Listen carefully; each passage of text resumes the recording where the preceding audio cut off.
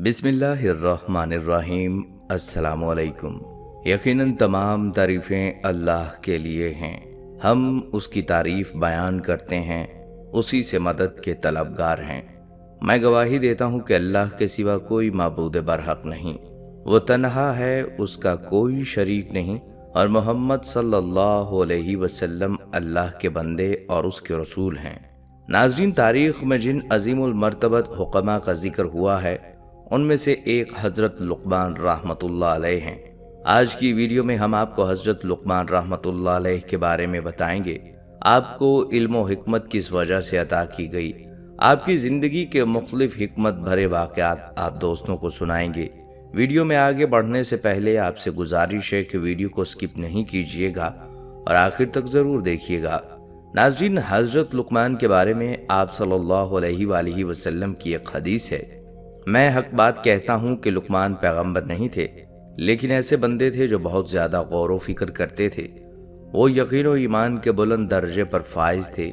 वो अल्लाह को दोस्त रखते थे और अल्लाह भी उन्हें दोस्त रखता था, और अल्लाह ताला ने उन्हें हिकमत जैसी नेमत से नवाजा था। हज़रत लुक़मान उन अफराद में से थे जिन्होंने तवील उम्रें पाईं। आपकी उम्र के बारे में 200 से 560 और 1000 से 3500 साल तक लिखा गया है। वो अफ्रीका के देहात नोबा के रहने वाले थे। इस वजह से उनका रंग स्याह और होंठ मोटे मोटे और पांव चौड़े चौड़े थे। वो एक अरसा तक बनी इसराइल के एक दौलतमंद शख्स कैन बिन हिजर के गुलाम रहे, लेकिन उनकी हिकमत की वजह से उनके अरबाब ने आज़ाद कर दिया था। मशहूर व मारूफ मुहद्दिस मसूदी लिखते हैं कि लुक़मान अफ्रीका के एक गांव नोबा के रहने वाले थे। उनके आका का नाम कीन बिन हसर था। हज़रत लुक़मान रहमतुल्लाह अलैह हज़रत दाऊद अलैहिस्सलाम की हुकूमत के 10वें साल दुनिया पर तशरीफ़ लाए। वो एक अब्दुस सालेह थे। अल्लाह ताला ने उन्हें हिकमत की नेमत से नवाजा। उन्होंने तवील उम्र पाई, दुनिया के मुख्तलिफ हिस्सों में ज़िंदगी गुजारी। उनसे हमेशा हिकमत व दानाई ज़ाहिर होती और वो हज़रत यूनुस अलैहिस्सलाम के ज़माने तक ज़िंदा रहे।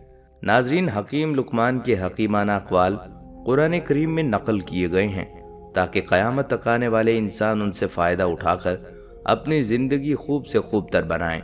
हकीम लुक़मान रहमतुल्लाह अलैह का नाम तो बचपन से ही आप सुनते चले आ रहे हैं, क्योंकि अल्लाह ताला ने उनके नाम से कुरान करीम में एक सूरत नाजिल फरमाई है जिसकी क़यामत तक तिलावत होती रहेगी इंशाअल्लाह। लेकिन बहुत कम लोग इस बात से वाकिफ़ हैं कि हज़रत हकीम लुक़मान कौन थे। अल्लाह ताला ने उनके नसब, ख़ानदान और ज़माने के बारे में तो अपने कलाम में कोई जिक्र नहीं किया, लेकिन उनके हकीमाना अक़वाल का जिक्र फरमाया है। ताहम कदीम तारीख़ इस बात की गवाही देती है कि उनका नाम सरज़मीन अरब पर मौजूद था। अलबत्ता उनकी शख्सियत और नसब के बारे में इख्तलाफ पाया जाता है। एक रिवायत के मुताबिक वो हज़रत अयूब अलैहिस्सलाम के भांजे या खालाजाद भाई थे, जबकि दूसरी रिवायत से हज़रत दाऊद अलैहिस्सलाम का हम असर होना मालूम होता है। अक्सर मुअर्रिखीन की राय है कि हकीम लुक़मान रहमतुल्लाह अलैह अफ्रीकी नस्ल थे और अरब में उनकी आमद बहैसियत ग़ुलाम हुई थी। जमहूर उलमा का इत्तफ़ाक़ है कि हकीम लुक़मान नबी नहीं थे और ना उन पर वही नाजिल हुई, क्योंकि कुरान व हदीस में किसी भी जगह कोई ऐसा इशारा मौजूद नहीं है जो हकीम लुक़मान के नबी या रसूल होने पर दलालत करता है। गर्ज ये कि अल्लाह ताला ने हकीम लुक़मान को नबूवत अता नहीं की, मगर हिकमत व दानाई से वाफिर हिस्सा दिया। रवायात में आता है कि आप सूरत व शक्ल के एतबार से अच्छे नहीं थे, जैसे कि मशहूर ताबई हज़रत सईद बिन मुसैब रहमतुल्लाह अलैह ने एक हबशी से कहा था कि तू इस बात से दिलगीर ना हो कि तू काला हबशी है, इसलिए कि हबशियों में 3 आदमी दुनिया के बेहतरीन इंसान हुए हैं। हज़रत बिलाल हबशी रज़ियल्लाहु ताला अन्हु, हज़रत उमर फ़ारूक रज़ियल्लाहु ताला अन्हु का ग़ुलाम और हकीम लुक़मान रहमतुल्लाह अलैह। इस रिवायत से मालूम होता है कि आपका ताल्लुक़ हबशी नस्ल से था। हकीम लुक़मान के हालात ज़िंदगी और ज़माना इख्तलाफ के बावजूद पूरी दुनिया उनको एक मशहूर शख्सियत तस्लीम करती है। जाहलियत के मुतअद्दिद शुअरा ने भी उनका तज़किरा किया है। अलबत्ता उनकी हिकमत व दानाई की सबसे बड़ी दलील ये है कि अल्लाह ताला ने सूरह लुक़मान में हज़रत हकीम लुक़मान रहमतुल्लाह अलैह की उन कीमती नसीहतों का जिक्र फरमाया है जो उन्होंने अपने बेटे को मुखातिब करके बयान फरमाई थीं। ये हकीमाना अक़वाल अल्लाह ताला ने कुरान मजीद में नकल किए हैं تاکہ قیامت تک آنے والے انسان ان سے فائدہ اٹھا کر اپنی زندگی کو خوب سے خوب تر بنا سکیں اور ایک اچھا معاشرہ وجود میں آ سکے۔ ناظرین، ایک حدیث میں آیا ہے کہ حضرت لقمان نے اپنے بیٹے سے فرمایا، اے میرے بیٹے، میں نے 400 پیغمبروں کی خدمت کی ہے، میں نے ان کے کلام سے 4 باتیں اخذ کی ہیں۔ جس وقت تم نماز کی حالت میں ہو تو اپنے دل کی حفاظت کرو، جس وقت تم دسترخوان پر بیٹھے ہو تو اپنے گلے کو محفوظ رکھو، یعنی حرام مال سے بچاؤ، جس وقت تم کسی دوسرے کے گھر میں جاؤ تو اپنی آنکھ کو بچاؤ، یعنی نامحرم پر نگاہ ڈالنے سے باز رہو، اور جس وقت لوگوں کے درمیان میں جاؤ تو اپنی زبان کی حفاظت کرو۔ کہا جاتا ہے کہ حضرت لقمان رحمۃ اللہ علیہ نے اپنی زندگی کا بیشتر حصہ مشرق وسطی، خاص کر فلسطین اور بیت المقدس میں گزارا ہے، اور ان کی قبر فلسطین کی ایک بندرگاہ ایلا میں ہے۔ حضرت لقمان رحمۃ اللہ علیہ، جو کہ ایک سیاہ فام افریقی اور بدصورت شخص ہوتے ہوئے حکمت کے بلند و بالا مقام پر فائز ہوئے ہیں، تو یہ صرف اور صرف روح و نفس کی خوبصورتی اور دل کی پاکیزگی کی وجہ سے ہے۔ اسی بنا پر روایت میں آیا ہے کہ کسی شخص نے حضرت لقمان سے پوچھا کہ تم ہمارے ساتھ بھیڑ بکریاں نہیں چراتے تھے؟ حضرت لقمان نے کہا، ہاں ایسا ہی ہے۔ اس نے پوچھا، آپ بتائیں کہ آپ کو علم و حکمت کہاں سے نصیب ہوئی؟ آپ نے تو کسی مدرسے میں نہیں پڑھا۔ حضرت لقمان نے جواب دیا، مجھے یہ حکمت اللہ کی مرضی، امانت ادا کرنے، سچ بولنے اور بےہودہ باتوں سے بچنے کی وجہ سے نصیب ہوئی ہے۔ حضرت لقمان رحمۃ اللہ علیہ کی اپنے فرزند کے نام وہ 10 نصیحتیں جو قرآن کی 5 آیات میں مذکور ہیں، یہ عقائد، اخلاق اور آداب معاشرت کا مجموعہ ہیں، اور یہ قرآن پاک کی سورہ لقمان میں موجود ہیں۔ اے بیٹے، کسی چیز کو اللہ کا شرک نہ بناؤ، بے شک شرک بہت بڑا ظلم ہے۔ اے بیٹا، نیکی یا بدی ایک رائے کے دانے کے برابر ہوتی ہے، اور کسی پتھر کے اندر ہو یا آسمانوں پر ہو یا زمینوں کی گہرائی میں ہو تو خدا ضرور اسے سامنے لائے گا کہ وہ لطیف بھی ہے اور باخبر بھی ہے۔ بیٹا، نماز قائم کرو، نیکیوں کا حکم دو، برائیوں سے منع کرو، اور اس میں جو مصیبت پڑے اس پر صبر کرو کہ یہ بہت بڑی حکمت کا کام ہے، اور خبردار لوگوں کے سامنے اکڑ کر منہ نہ پھلا دینا۔ زمین پر غرور کے ساتھ نہ چلنا کہ خدا اکڑنے والے اور مغرور کو پسند نہیں کرتا، اور اپنی رفتار میں میانہ روی سے کام لینا، اور اپنی آواز کو دھیما رکھنا کہ سب سے بدتر آواز گدھے کی ہوتی ہے۔ رسول خدا صلی اللہ علیہ وآلہ وسلم سے منقول ہے کہ ایک دن جناب لقمان رحمۃ اللہ علیہ دوپہر کے وقت آرام کی نیند سو رہے تھے کہ اچانک انہوں نے ایک آواز سنی، اے لقمان، کیا آپ یہ جانتے ہیں کہ اللہ تعالیٰ نے آپ کو زمین پر خلیفہ اور نمائندہ مقرر کر دیا تاکہ آپ لوگوں کے درمیان حق کا فیصلہ کریں؟ جناب لقمان رحمۃ اللہ علیہ نے جواب میں کہا، اگر میرا پروردگار مجھے اختیار دے تو میں راہ عافیت قبول کروں گا اور اس سے بہت بڑے امتحان کے لیے تیار نہیں ہوں گا، لیکن اگر حکم ہو تو اسے دل جان سے قبول کروں گا، کیونکہ میں جانتا ہوں کہ اگر تو میرے کاندھوں پر ایسی ذمہ داری ڈالے گا تو ضرور بضرور میری مدد کرے گا اور مجھے لغزشوں سے محفوظ رکھے گا۔ فرشتوں نے کہا، اے لقمان، قضاوت کی ذمہ داری کیوں قبول نہیں فرماتے؟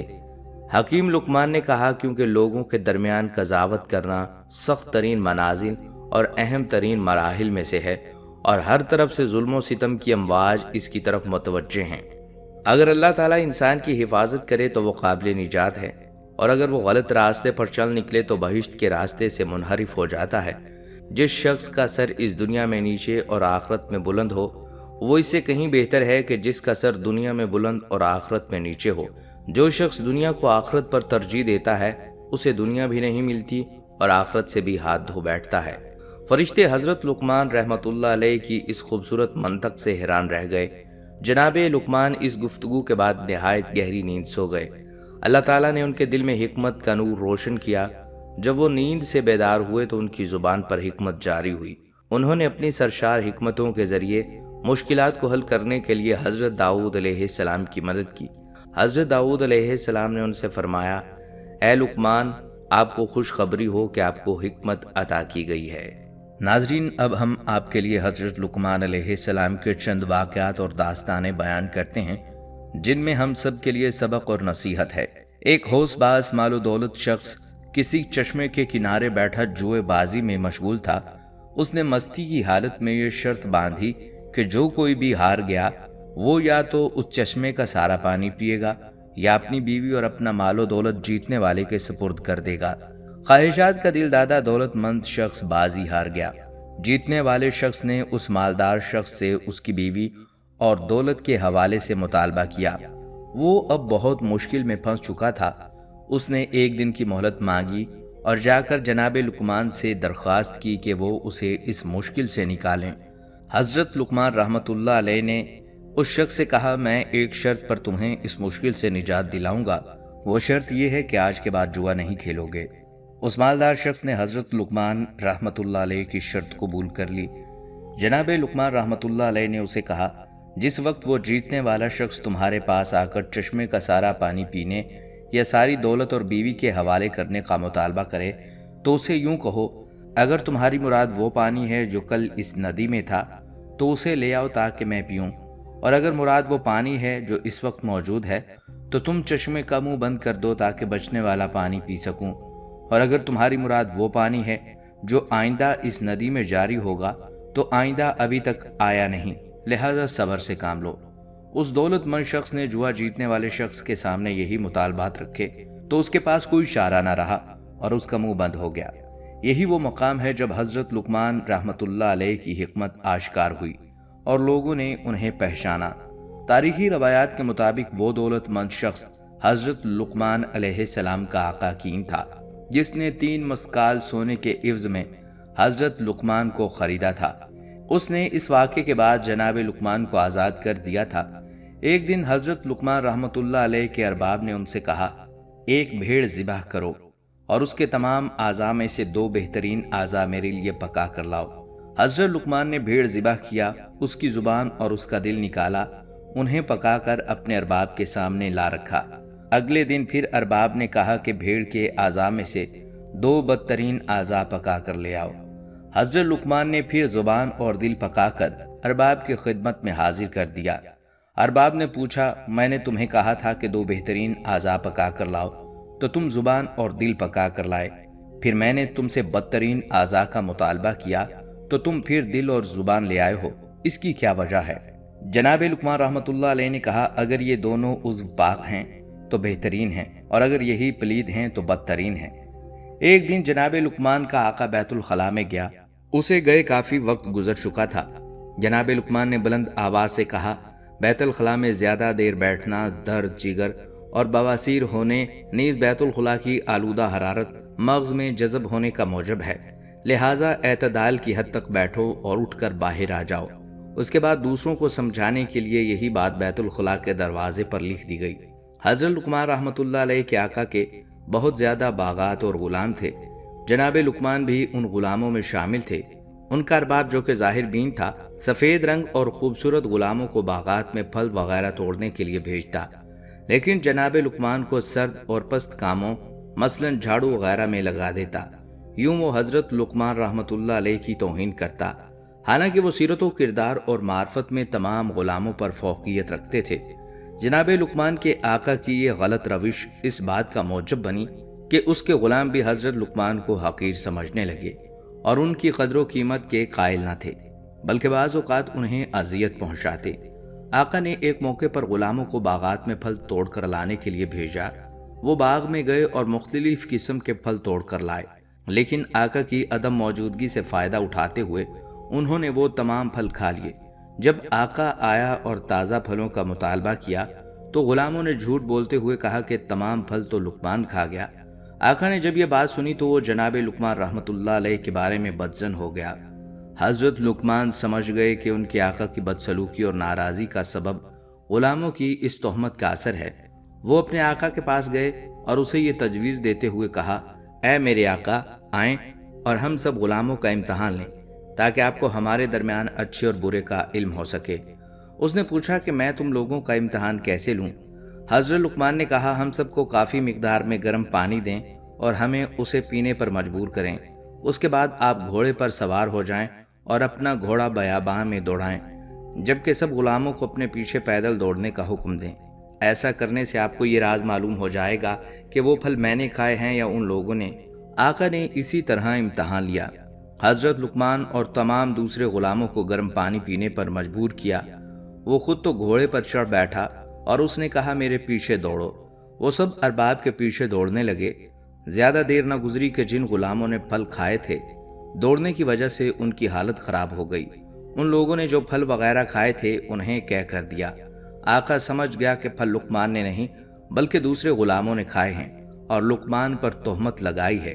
बस जनाब लुकमान अपने आका के सामने सुरखरू हो गए और दूसरे गुलामों को शर्मिंदगी का सामना करना पड़ा। हजरत लुकमान एक मुद्दत तक किसी दूसरे शख्स के गुलाम थे। उसके कई और भी गुलाम थे, लेकिन वो अपने तमाम गुलामों में हजरत लुकमान से बहुत ज्यादा मोहब्बत करता था। यहाँ तक कि वो जब भी ग़िज़ा खाना चाहता तो पहले अपनी ग़िज़ा हजरत लुकमान रहमतुल्लाह अलैह के पास लाता ताकि वो खाएं। जब वो खाना खा लेते तो उनका बचा हुआ खाना बतौर तबर्रुक बड़े शौक से तनावुल करता। एक दिन कोई शख्स हजरत लुकमान रहमतुल्लाह अलैह के अरबाब के लिए खरबूजा बतौर हदिया लाया। अरबाब ने हजरत लुकमान के सामने खरबूजे को चीरा, उसके टुकड़े किए और हजरत लुकमान को दिए। जनाब लुकमान अपने आका से खरबूजे की फांके लेकर खाते रहे और ये जाहिर करते रहे कि वो बड़ा मीठा है और बड़े मज़े से खा रहा है। जब अरबाब ने देखा कि लुकमान बड़े शौक व ज़ौक़ से खा रहे हैं तो उसने एक फांक के अलावा तमाम का तमाम खरबूजा लुकमान को दे दिया, जो उन्होंने खा लिया और एक फांक अपने लिए रख ली। जिस वक्त अरबाब ने वो बची हुई खरबूजे की फांक मुंह में डाली तो मालूम हुआ कि वो खरबूजा तो जहर की मानिंद कड़वा है। उसकी कड़वाहट से जुबान पर आबले बन गए, गला जलने लगा और हालत गैर हो गई। अरबाब ने जनाब लुकमान से कहा, आपने ये इतनी कड़वी फांकें कैसे खाई हैं? आपने उन्हें खाने से हाथ क्यों नहीं खींचा? जनाब लुकमान ने जवाब में कहा, आपने साल हा साल मुझे मीठी, मज़ेदार और मनपसंद ग़िज़ाएँ खिलाई हैं। अब जबकि एक बार कोई कड़वी चीज़ आ गई है तो ये क्या मुनासिब है कि मैं उसे ना खाता और उस पर एतराज़ करता और नमक हराम हो जाता, बल्कि हक शनासी और शुक्रगुजारी का तकाजा यही है कि मैं खामोश रहता। पस ए खुदा के बंदे, तुम खुदा की नेमतों में गर्क हो।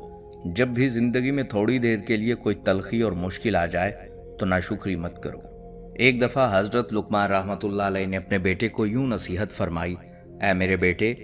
नाजरीन, यहाँ ये बात वाज़े रहे कि हज़रत लुकमान रहमतुल्लाह अलैह की बहुत ज़्यादा औलाद थी, लेकिन वो अपनी बात का आगाज़ ऐ मेरे बेटे कहकर करते थे, जिससे लगता है कि उनका शायद एक ही बेटा था। तारीख ने उस बेटे का नाम बारान लिखा है, लेकिन उनका खुतबा तमाम औलाद से होता था।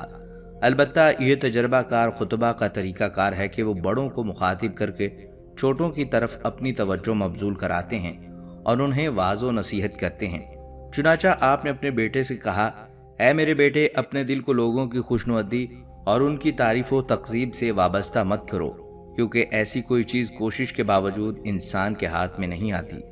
बेटे ने कहा कि मैं चाहता हूँ कि इस बारे में कोई अमली नमूना देखूं ताकि मौजू को बेहतर तौर पर समझ सकूं। हज़रत लुकमान ने फरमाया, उठो और घर से बाहर चलो ताकि मैं मौजू को समझा सकूं। हज़रत लुकमान रहमतुल्लाह अलैह और उनका बेटा घर से निकले। उनके पास एक गधा भी था। जनाब लुकमान उस पर सवार हुए और बेटा पैदल उनके पीछे रवाना हुआ।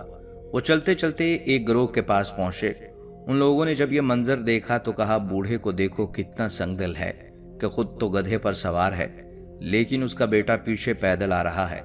सच बात है कि ये किस कदर गलत काम है। हज़रत लुकमान ने अपने बेटे से कहा, क्या तुमने उनकी बातें सुनी हैं? बेटे ने कहा, हाँ। हज़रत लुकमान ने कहा, मैं अब पैदल चलता हूँ और तुम गधे पर सवार हो जाओ। जनाब लुकमान पैदल रवाना हुए और बेटा सवार हो गया। चलते चलते उनकी मुलाकात एक और गिरोह से हुई। उस गिरोह ने जब ये मंजर देखा तो कहा, ये दोनों बाप बेटा कितने बुरे लोग हैं। बाप इस एतबार से बुरा है कि उसने अपने बेटे को सही तरबियत नहीं की कि बेटा तो सवार है जबकि बूढ़ा बाप पैदल चल रहा है, और बेटा इस लिहाज से बुरा है कि उसे अपने बाप पर रहम नहीं आया और उस पर जुल्म कर रहा है, क्योंकि बाप का ये हक है कि उसका एहतराम किया जाए और वो गधे पर सवार हो।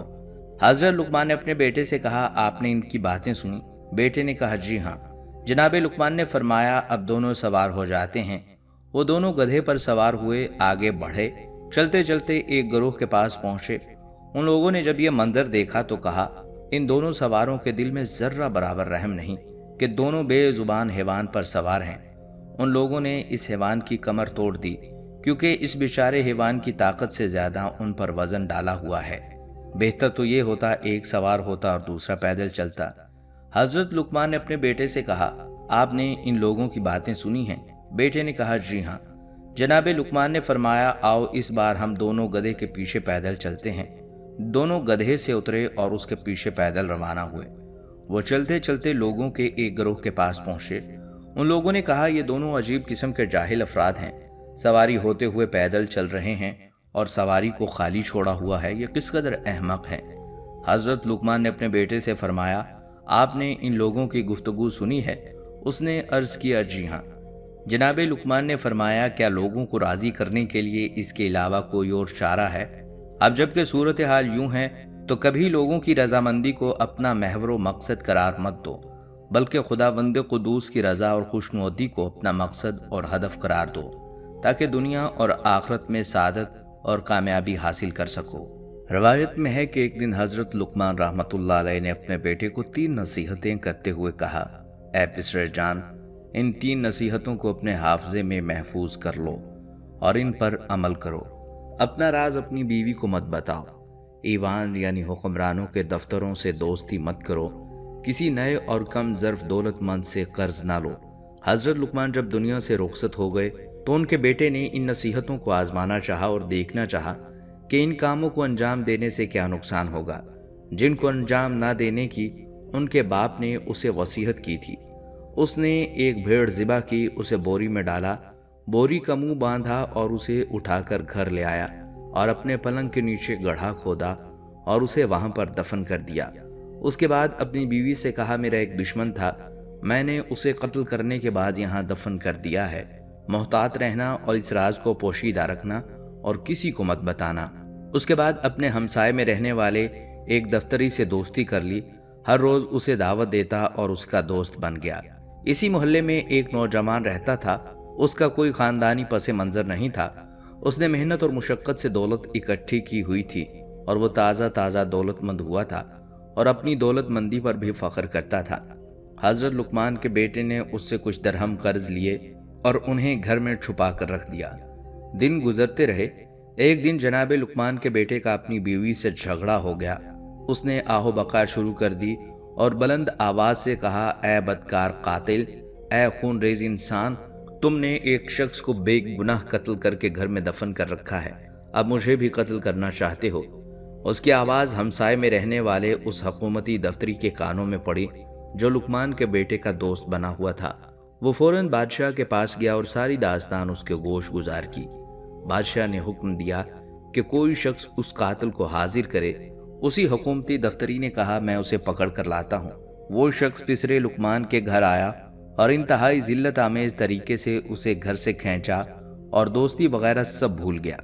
उसे खींचते हुए बादशाह के दरबार में ले जा रहा था तो लोगों के सामने इंतहाई गुस्से में आकर उसे पकड़ा और कहा, अगर तुम्हें कत्ल के बदले में कत्ल करेंगे तो मेरी रकम डूब जाएगी, लिहाजा मुझसे लिए हुए दरहम अभी वापिस करो।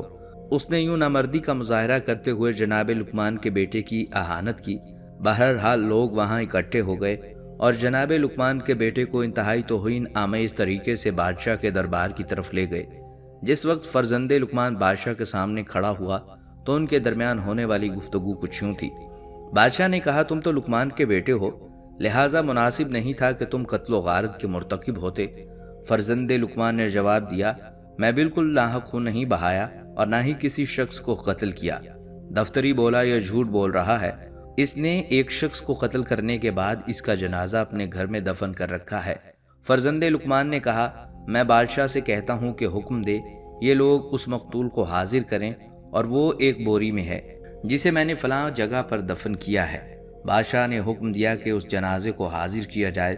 हुकूमती कारिंदे जनाब लुकमान के बेटे के घर आए। उसकी बीवी ने दफन की गई जगह की निशानदेही की। लोगों ने वहां से खुदाई की, वहां से एक बोरी निकाली और मुंह बंद बोरी बादशाह के सामने ले आए। जब उन लोगों ने बोरी का मुंह खोला तो क्या देखते हैं कि एक सफेद भेड़ का लाशा है कि जिसे ज़िबा किया हुआ है। हाजरीन यह माजरा देखकर हैरान परेशान रह गए। बादशाह ने कहा, ऐ पिसरे लुकमान, तुमने भेड़ को ज़िबा करके क्यों दफन किया? उसकी वजह हमारे सामने बयान करो। फर्जंदे लुकमान ने कहा, मेरे बाप ने मुझे यूं वसीयत की थी कि अपना भेद अपनी बीवी से भी मत कहो, हुकूमती दफ्तरी को अपना दोस्त मत बनाओ और नए दौलतमंद से कभी कर्ज मत लो। मैं अपने वालिद बुजुर्गवार की नसीहतों को आजमाना चाहता था, اور انہیں آزمانے کے بعد اپنے پیدر بزرگوار کی حکمت و سچائی کو سمجھا ہوں، اور میرے اوپر واضح ہو گیا ہے کہ ان کی بات عین حقیقت ہے۔ جو کوئی بھی اس نصیحت کو سن رہا ہے اس کے لیے بہتر ہے کہ وہ اپنا راز اپنی بیوی سے نہ کہے، تازہ اور نئے دولت مند سے کبھی قرض نہ لے، اور حکومتی دفتری سے بالکل دوستی نہ لگائے، اور اپنے خانہ دل کو احمقوں کی دوستی سے پاک اور صاف رکھے۔ آخر میں حضرت لقمان کی اپنے بیٹے کو کی گئی چند اور نصیحتیں یقیناً ہمارے کام آنے والی ہیں۔ بیٹا، دنیا پر بھروسہ مت کرو، کیونکہ گناہ اور شیطان اس میں ہے۔ دنیا کو اپنے لیے زندان بناؤ تاکہ آخرت تمہارے لیے بہشت قرار پائے۔ اے پسرے جان، تم پہاڑ کو اپنی جگہ سے نہیں اکھاڑ سکتے، اور ایسا کام تمہارے ذمے لگایا بھی نہیں جائے گا۔ پس بلا اور مشکل کو اپنے کاندھوں پر مت اٹھاؤ، اور اپنے آپ کو اپنے ہاتھوں سے ہلاک مت کرو۔ بادشاہوں کا ہمسایہ مت بننا، ورنہ وہ تمہیں ہلاک کر دیں گے۔ ان کی اطاعت اور پیروی مت کرنا، ورنہ کافر ہو جاؤ گے۔ کمزوروں اور حاجت مندوں کی ہم نشینی اختیار کرو اور ان کے ہمدم بنو۔ اے پسرے جان، خدا کی بارگاہ میں یہ عرض کرنے والا کہ خدایا مجھے معاف کر دے، اس سے کوئی بخشا نہیں جائے گا، کیونکہ انسان عمل اور اطاعت کرنے کی بنیاد پر بخشا جائے گا۔ اے میرے بیٹے، پہلے ہمسائے کو دیکھو، بعد میں کر لو۔ پہلے ہم سفر کو دیکھو، بعد میں سفر پر جاؤ۔ اے بیٹے، نا اہل کی ہم نشینی سے تنہائی بہتر ہے، ساحل ہم نشین تنہائی سے بہتر ہے۔ وزنی پتھر اور لوہے کو اٹھانا برے ہم نشین سے بہتر ہے۔ اے بیٹے، جو کوئی بھی زبان پر قابو نہیں رکھتا وہ پشیمان ہوتا ہے۔ بزرگوں سے مشورہ کرو اور چھوٹوں کے ساتھ مشورہ کرنے سے شرم محسوس مت کرو۔ فاسقوں کی ہم نشینی اور محفل سے پرہیز کرو، کیونکہ وہ ایسے کتے ہیں، اگر تمہارے پاس کوئی چیز پائیں گے تو اسے کھا جائیں گے، ورنہ تمہیں ذلیل و رسوا کریں گے۔ ان کے ساتھ دوستی انتہائی تھوڑی اور ناپائیدار ہوتی ہے۔ اے بیٹا، اگر تم روز قیامت کے بارے میں شک میں ہو تو نیند سے بیدار ہونے کو اپنے آپ سے دور رکھو، جبکہ تمہارے اندر اتنی قوت اور طاقت نہیں ہے۔ اور اگر تم دونوں کے بارے میں غور و فکر کرو گے تو سمجھ جاؤ گے کہ تمہاری جان کسی اور کے قبضے میں ہے، کیونکہ نیند موت ہے، اور نیند کے بعد بیدار ہونا موت کے بعد قیامت برپا ہونے کی مانند ہے۔ بیٹا جان، میں نے 7,000 حکمتیں سیکھی ہیں، ان میں سے صرف 4 کو یاد کر لو اور ان پر عمل کرو، اور میرے ساتھ بہشت میں چلو۔ اپنی کشتی کو مضبوط بناؤ، کیونکہ زندگی کا سمندر بہت گہرا ہے۔ گناہوں کا بوجھ ہلکا کرو، کیونکہ گزرگاہ انتہائی مشکل اور دشوار گھاٹی ہے۔ سفر آخرت کے لیے کافی مقدار میں زیادہ راہ مہیا کرو، کیونکہ یہ سفر بہت لمبا ہے۔ اپنا عمل خلوص سے انجام دو، کیونکہ اعمال کی جانچ پڑتال کرنے والا بہت تیز بین اور بہت صاحب بصیرت ہے۔ پھر فرمایا، تمہاری جوانی کے بارے میں سوال ہوگا کہ تم نے اپنی عمر کس راہ میں ختم کی ہے، تم نے مال کس راستے سے اکٹھا کیا، اس مال کو کس راستے میں خرچ کیا۔ ان سوالات کے جوابات دینے کے لیے تیار رہو۔ دنیا میں تمہارے ہاتھ سے جو کچھ نکل جائے اس پر افسوس مت کرو، کیونکہ دنیا کو دوام نہیں اور یہ بلاؤں سے محفوظ بھی نہیں ہے۔ بس تیار اور ہوشیار رہو، اور اپنے کام کو سنجیدگی سے لیتے ہوئے اپنے دل سے غفلت کا پردہ دور کر دو۔ اللہ کے احسان و کرم کی طرف متوجہ ہو اور اس کے عوض میں شکر ادا کرو۔ ہمیشہ اپنے دل میں توبہ کی تجدید کرتے رہو، اور موت کے آنے سے پہلے فرصت سے فائدہ اٹھاؤ۔ کسی شخص نے حضرت لقمان سے پوچھا، کون سا انسان بدترین انسان ہے؟ حضرت لقمان نے فرمایا، وہ شخص بدترین ہے جسے اس بات کی پرواہ نہ ہو کہ لوگ اسے بد کردار سمجھیں گے۔ کسی شخص نے جناب لقمان رحمۃ اللہ علیہ سے کہا، تم کس قدر خوبصورت ہو؟ جناب لقمان نے فرمایا، تم میری شکل و صورت کے عیب نکال رہے ہو یا میری شکل و صورت کی نقاشی کرنے والے اللہ کے؟ ناظرین، سورہ لقمان میں اللہ تعالیٰ نے حضرت حکیم لقمان کی دانائی اور حکمت والی نصیحتیں جو انہوں نے اپنے فرزند سے کی انہیں فرمایا۔ حضرت لقمان نے اپنے بیٹے کو اس کے نام سے نہیں پکارا، بلکہ اے میرے بیٹے کہہ کر پکارا ہے، جس سے معلوم ہوتا ہے کہ نام لینے سے محبت کا وہ اظہار نہیں ہوتا جو اے میرے بیٹے کہنے سے محبت کا اظہار ہوتا ہے۔ جس طرح ماں لاشعوری عمر میں بچے کو محبت میں میرا لال، میرا چاند، میرا سونا وغیرہ جیسے القابات سے پکارتی ہے، اسی طرح جب بچہ شعوری عمر کو پہنچ جائے تو والدین اسے اسی انداز میں محبت کی بات کریں تو ماں باپ کی بات بچے کے دل و دماغ پر اثر انداز ہوگی۔ سب سے پہلی نصیحت جو حضرت لقمان نے اپنے بیٹے کو کی وہ توحید باری تعالیٰ سے متعلق تھی کہ میرے بیٹے اللہ کے ساتھ کسی کو شریک نہ ٹھہرانا۔ اس سے یہ بھی معلوم ہوا کہ بچے کو سب سے پہلے دینی عقائد و افکار کی تعلیم دینی چاہیے تاکہ بڑا ہو کر وہ ایک اچھا مسلمان بنے، کیونکہ اس کے عقائد جب صحیح ہوں گے تو اعمال بھی انشاءاللہ صحیح ہوں گے۔ اور اگر عقائد قرآن و سنت سے متصادم ہوئے تو یہ یقین نہیں کیا جا سکتا کہ راست اعمال کرے گا۔ بچوں کا ذہن صاف و شفاف اور خالی ہوتا ہے، اس میں جو چیزیں بھی نقش کر دی جائیں وہ مضبوط اور پائیدار ہوتی ہیں۔ اس لیے سب سے پہلے بچے کو دینی اور اخلاقی تعلیم دی جائے۔ قرآن و سنت کی تعلیم دینی امور کے ماہر اساتذہ سے دلوائی جائے۔ ہمارے معاشرے کا ایک المیہ یہ بھی ہے کہ جسمانی تکلیف، مثلا دانت میں درد ہو تو ہم دانت کے ڈاکٹر کے پاس جاتے ہیں، دل کا مسئلہ ہو تو ہارٹ اسپیشلسٹ کے پاس جاتے ہیں، لیکن جب علم قرآن و احادیث نبوی صلی اللہ علیہ وآلہ وسلم کا مسئلہ پیش آتا ہے تو ہم ایک مستند عالم دین کو چھوڑ کر غیر عالم کے پاس جاتے ہیں، جس سے اکثر بگاڑ پیدا ہوتا ہے۔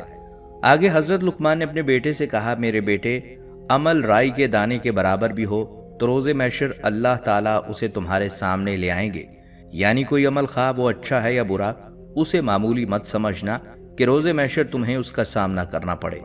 اگر عمل صالح ہے تو وہ بھی تمہارے لیے روز محشر مفید ثابت ہوگا۔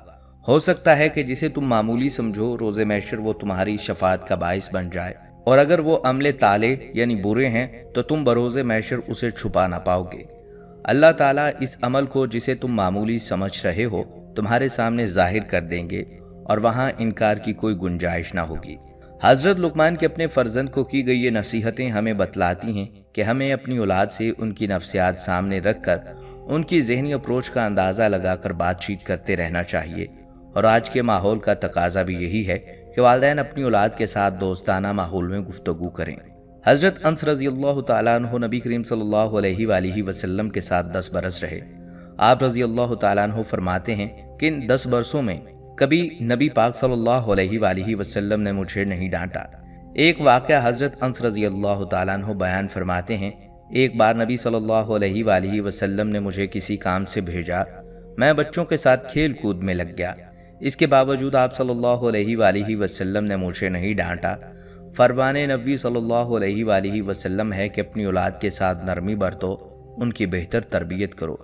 اس حدیث سے بھی معلوم ہوتا ہے کہ نبی صلی اللہ علیہ وآلہ وسلم نے اپنی امت کو اولاد کی بہترین تربیت کرنے کا حکم ارشاد فرمایا ہے، اور اولاد کی تربیت اگر شاعر اسلام اور طرز نبی صلی اللہ علیہ وآلہ وسلم پر کی گئی تو انشاءاللہ اولاد کی دنیا اور آخرت بھی سنور جائے گی۔ ناظرین، انہی تمام نصیحتوں کا خلاصہ یہ ہے کہ ہم ہر وقت دوسروں کا خیال رکھیں۔ کسی شخص کو بھی، خواہ وہ مسلمان ہو یا کافر، ہم اس کو جانتے ہوں یا نہ جانتے ہوں، لیکن ہماری طرف سے کوئی تکلیف کسی بھی بشر کو نہیں پہنچنی چاہیے، مگر ہم ان امور میں کوتاہی سے کام لیتے ہیں، حالانکہ ان امور کا تعلق حقوق العباد سے ہے، اور حقوق العباد میں حق تلفی انسان کے بڑے بڑے نیک اعمال کو ختم کر دے گی۔ لہٰذا ہمیں چاہیے کہ ہم حکیم لقمان رحمۃ اللہ علیہ کی ان قیمتی نصیحتوں پر عمل کر کے ایک اچھے معاشرے کو تشکیل دیں۔ ناظرین، یہ تھی ہماری آج کی ویڈیو۔ ہم امید کرتے ہیں کہ آپ کو یہ ویڈیو پسند آئی ہوگی۔ اگر آپ کو ہماری یہ ویڈیو پسند آئی ہے تو آپ سے گزارش کرتے ہیں کہ آپ ہمارے چینل کو ضرور سبسکرائب کر لیں اور ساتھ لگے بیل کے بٹن کو بھی پریس کر لیں، تاکہ آپ کے پاس ہماری آنے والی مزید معلوماتی ویڈیوز کا نوٹیفیکیشن بر وقت ملتا رہے۔ سبسکرائب کے ساتھ ساتھ ہماری ویڈیو کو لائک بھی کریں اور اپنی قیمتی رائے کا اظہار کمنٹس میں ضرور کریں۔ کمنٹس میں آپ اپنے سوالات بھی ہم تک پہنچا سکتے ہیں۔ اگلی ویڈیو تک کے لیے اجازت دیجیے۔ اللہ حافظ۔